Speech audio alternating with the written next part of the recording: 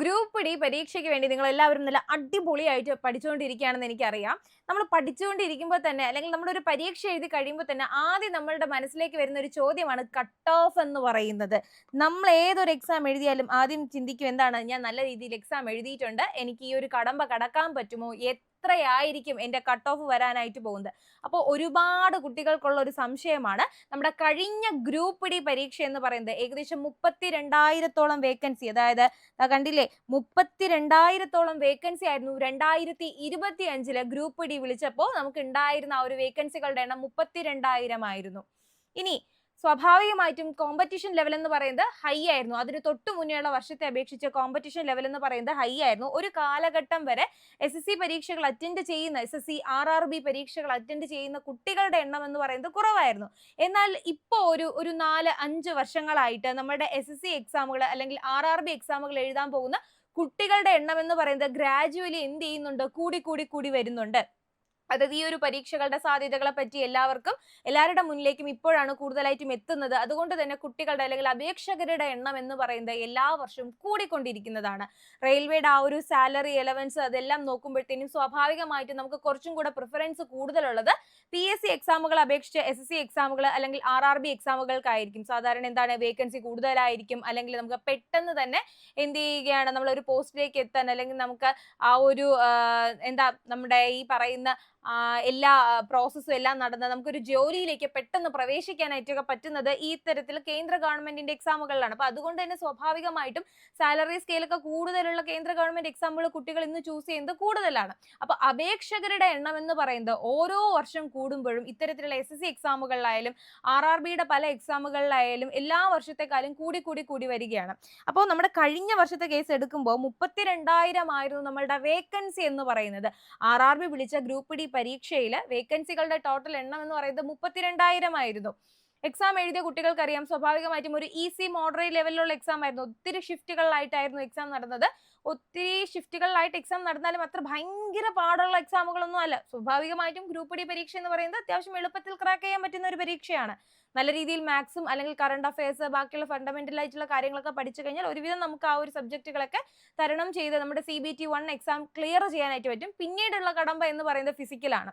അപ്പോൾ 32,000 വേക്കൻസി എന്ന് പറയുന്നത് കണ്ടിട്ട് ഒത്തിരി കുട്ടികൾ എന്ന് പറയുമ്പോൾ നമ്മളുടെ ഇത്തവണത്തെ, അതായത് കഴിഞ്ഞ വർഷത്തെ അപേക്ഷിച്ചിട്ട് അല്ലെങ്കിൽ ഇതിന് മുന്നേ നടന്ന വർഷത്തെ അപേക്ഷിച്ചിട്ട് ഇത്തവണത്തെ നമ്മുടെ രജിസ്ട്രേഷൻ അല്ലെങ്കിൽ അറ്റൻഡൻസ് രജിസ്റ്റർ എന്ന് പറയുന്നത് ഏകദേശം കഴിഞ്ഞ വർഷം വരെ 60% ആയിരുന്നെങ്കിൽ ഇത്തവണ 10%ഓളം കൂടിയിട്ടുണ്ട്. 70% സ്റ്റുഡൻസ് ആയിരുന്നു എക്സാം എഴുതിയത്. നമ്മളുടെ ആ ഒരു കറക്റ്റ് എണ്ണം എടുക്കുകയാണെങ്കിൽ 1.08 കോടി കുട്ടികളായിരുന്നു, 1.08 ക്രോർ വിദ്യാർത്ഥികളായിരുന്നു നമ്മുടെ ഗ്രൂപ്പ് ഡി പരീക്ഷ കഴിഞ്ഞ പല ഷിഫ്റ്റുകളിലായിട്ട് എഴുതിയത്.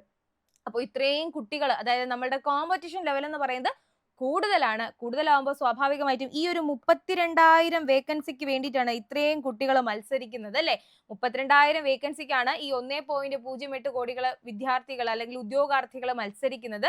നമ്മളുടെ ആ ഒരു റേഷ്യോ എന്ന് പറയുന്നത് ഒരു പോസ്റ്റിന് നമ്മളുടെ ഈ ഒരു വേക്കൻസിയും നമ്മുടെ സ്റ്റുഡൻസിന്റെ ആ ഒരു അറ്റൻഡൻസ് വെച്ച് നോക്കുമ്പോൾ ഒരു പോസ്റ്റിന് 180 വിദ്യാർത്ഥികളായിരുന്നു അപ്ലൈ ചെയ്തിരുന്നത്. ഒരു പോസ്റ്റിന് 180 വിദ്യാർത്ഥികൾ എന്ന രീതിയിലായിരുന്നു ആ ഒരു റേഷ്യോ വരുന്നത്. അതുകൊണ്ട് തന്നെ നമ്മളുടെ കോമ്പറ്റീഷൻ ലെവൽ എന്ന് പറയുന്നത് കൂടുതലായിരിക്കും. എക്സ്പെക്ടഡ് കട്ട് ഓഫ് എന്ന് പറയുന്നത് സ്വാഭാവികമായിട്ടും കൂടുതലായിരിക്കും. മുൻ വർഷത്തെ അപേക്ഷിച്ച് കട്ട് ഓഫ് എന്ന് പറയുന്നത് ഉയരാനാണ് സാധ്യത എന്ന് പറയുന്നത്. എങ്കിലും ഒരു 75+ എന്ന് പറയുന്ന സേഫ് സ്കോറിൽ നിങ്ങൾ എത്തിക്കഴിഞ്ഞാൽ സ്വാഭാവികമായിട്ടും നിങ്ങൾക്ക്, അതായത് കാറ്റഗറി ബേസിൽ ഇതിന് മാറ്റം ഉണ്ടാവും. എങ്കിലും നിങ്ങൾ ഒരു UR കാറ്റഗറിയിലൊക്കെ ഉള്ള ഒരു കുട്ടിയാണെങ്കിൽ 75+ എബോ നിങ്ങൾക്ക് ഒരു മാർക്ക് ഉണ്ട് എങ്കിൽ തീർച്ചയായിട്ടും നിങ്ങൾ ഫിസിക്കൽ എന്ന് പറയുന്നത് സ്റ്റാർട്ട് ചെയ്യണം എന്നാണ് പറയുന്നത്. കാരണം ആ ഒരു സേഫ് സ്കോർ ആണ് 75+ എന്ന് പറയുന്നത്, ഒരു സേഫ് ആയിട്ടുള്ള ഒരു സ്കോർ ആണ്. അപ്പോൾ ഗ്രൂപ്പ് ഡിയുടെ ആ ഒരു സ്കോർ എന്ന് പറയുന്നത് അല്ലെങ്കിൽ എക്സ്പെക്ട് ചെയ്യുന്ന ആ ഒരു കട്ട് ഓഫ് എന്ന് പറയുന്നത് പല കാറ്റഗറിക്കും സോൺ വൈസ് ഡിഫറൻറ്റ് ആയിരിക്കും. എങ്കിലും 75+ ഒക്കെ നമുക്ക് ആവാൻ സാധ്യതയുണ്ട്. ആ ഒരു UR കാറ്റഗറിയുടെ കാര്യമാണ് പറയുന്നത്. ഇനി ഇത്തവണത്തെ കാര്യം എടുക്കുമ്പോൾ നമ്മൾ 2026 ഗ്രൂപ്പ് ഡി പരീക്ഷ വിളിക്കുമ്പോൾ നമ്മളുടെ കഴിഞ്ഞ വർഷത്തെക്കാലം വേക്കൻസിയുടെ എണ്ണം എന്ന് പറയുന്നത് കുറവാണ്. ഏകദേശം 22,000, 10,000-ഓളം വേക്കൻസിയുടെ കുറവുണ്ട്. സ്വാഭാവികമായിട്ടും കുട്ടികളുടെ എണ്ണം ഏകദേശം ഇത്രയും കഴിഞ്ഞ വർഷം അപേക്ഷിച്ച് അത്രയും തന്നെ കുട്ടികൾ അപേക്ഷിച്ചിട്ടുണ്ട്. ഇനി അതുകൊണ്ട് തന്നെ കോമ്പറ്റീഷൻ എന്ന് പറയുന്നത് കൂടുതലാവാൻ സാധ്യതയുണ്ട്. എക്സാം എന്ന് പറയുന്നത് ഒരു മോഡറേറ്റ് ലെവലിലൊക്കെ ആയിരിക്കും എക്സാം നടക്കുന്നത്. നല്ല രീതിയിൽ പഠിച്ചു കഴിഞ്ഞു കഴിഞ്ഞാൽ ക്രാക്ക് ചെയ്യാവുന്നതാണ്. കാരണം നമ്മൾ ഒരുപാട് പേര് പേടിക്കും. ഈ 1.0 crore എന്ന് പറഞ്ഞു കഴിഞ്ഞാൽ അത്രയും കുട്ടികളും ഫിസിക്കലിൽ എത്തണമെന്നില്ല. അതായത് ഫിസിക്കൽ എന്ന് പറയുന്ന ഒരു കടമ്പ എവിടെയുണ്ട്. നിങ്ങൾ അത്യാവശ്യം ഫിസിക്കലി ഫിറ്റ് ആയിട്ടുള്ള കുട്ടിയാണ്, നേരത്തെ നിങ്ങൾ പ്രാക്ടീസ് ഒക്കെ ചെയ്യുന്ന ഒരാളാണെങ്കിൽ എല്ലാവർക്കും അതുപോലെ ഓടാനോ അല്ലെങ്കിൽ എന്തെങ്കിലുമൊക്കെ ഫിസിക്കൽ എഫിഷ്യൻസി ടെസ്റ്റ് ഒന്നും ക്ലിയർ ചെയ്യാൻ പറ്റണമെന്നില്ല. അതുകൊണ്ട് ആ ഒരു സംഖ്യ കണ്ട് നിങ്ങൾ പേടിക്കരുത്.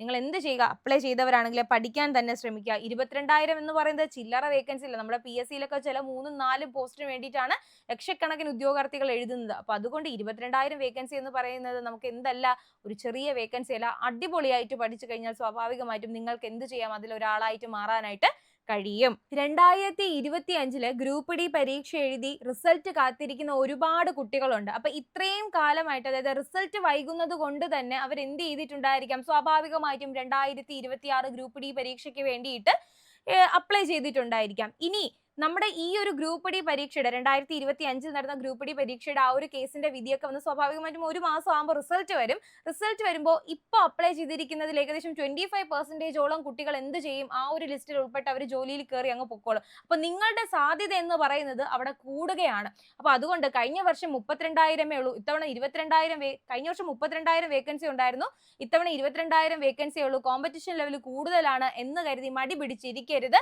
കാരണം എന്തെന്ന് പറഞ്ഞാൽ നമുക്ക് എല്ലാ വർഷവും 22,000 വേക്കൻസി എന്നൊക്കെ പറഞ്ഞാലും സ്വാഭാവികമായിട്ടും ഈ ഒരു വേക്കൻസിയുടെ എണ്ണം കൂടാനാണ് സാധ്യത വരുന്നത്.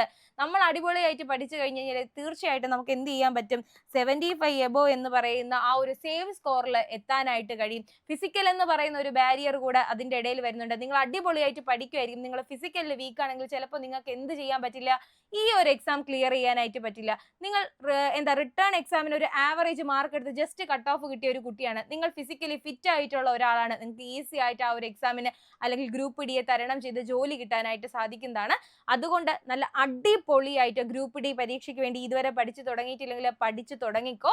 നിങ്ങൾക്ക് ഇതുവരെ നിങ്ങൾ പഠിച്ചു തുടങ്ങാത്തവരാണെങ്കിൽ നിങ്ങളെ ഹെൽപ്പ് ചെയ്യാനായിട്ട് സൂപ്പർ നോട്ട്സിന്റെ 90 days വരുന്ന ഒരു ക്രാഷ് ബാച്ച് ഗ്രൂപ്പ് ഡി ആരംഭിച്ചിട്ടുണ്ട്. വെറും ഒരു റെക്കോർഡ് ക്ലാസ് മാത്രമല്ല നിങ്ങൾക്ക് അവിടെ കിട്ടുന്നത്, എന്താണ്, ഡെയിലി നിങ്ങൾക്ക് ലൈവ് സെഷൻസ് ഉണ്ടായിരിക്കും, മോക്ക് ടെസ്റ്റുകൾ. നമ്മുടെ ഒരു പരീക്ഷയെ ക്രാക്ക് ചെയ്യാനായിട്ട് ഏറ്റവും ആവശ്യം വേണ്ടത് മോക്ക് ടെസ്റ്റുകളും PYQs ആണ്. ഈ ഒരു PYQs ഇൻക്ലൂഡ് ചെയ്തിട്ടുള്ള ഹോട്ട് ടോപ്പിക്, അതായത് പ്രയോറിറ്റി ടോപ്പിക്കിന് മുൻഗണന കൊടുത്തുകൊണ്ടുള്ള ആ ഒരു ക്ലാസ്സുകളായിരിക്കും നിങ്ങൾക്ക് വേണ്ടിയിട്ട് ഞങ്ങൾ പ്രൊവൈഡ് ചെയ്യാനായിട്ട് പോകുന്നത്. പിന്നെ ഫ്രീ മെന്റർഷിപ്പ്, നിങ്ങൾക്ക് ഏത് ടീച്ചേഴ്സിനെ അല്ലെങ്കിൽ ഏത് ഫാക്കൽറ്റീസിനെ വേണമെങ്കിലും നിങ്ങൾക്ക് എപ്പോൾ വേണമെങ്കിലും നിങ്ങളുടെ സംശയത്തിന് വേണ്ടി കോൺടാക്ട് ചെയ്യാനായിട്ട് പറ്റുന്നതാണ്.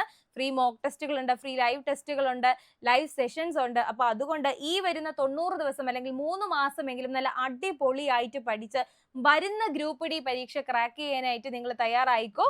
അപ്പോൾ ഇതുവരെ പഠിക്കാത്തവരോടും പഠിക്കുന്നവരോടും നിങ്ങൾ കട്ട് ഓഫ് എന്നതിനെ പറ്റി ആലോചിച്ചിരുന്ന കൺഫ്യൂഷൻ അടിക്കരുത്, നന്നായിട്ട് പഠിക്കാനായിട്ട് ശ്രമിക്കുക കേട്ടോ. അപ്പോൾ നമുക്ക് അടുത്ത വീഡിയോയിൽ കാണാം.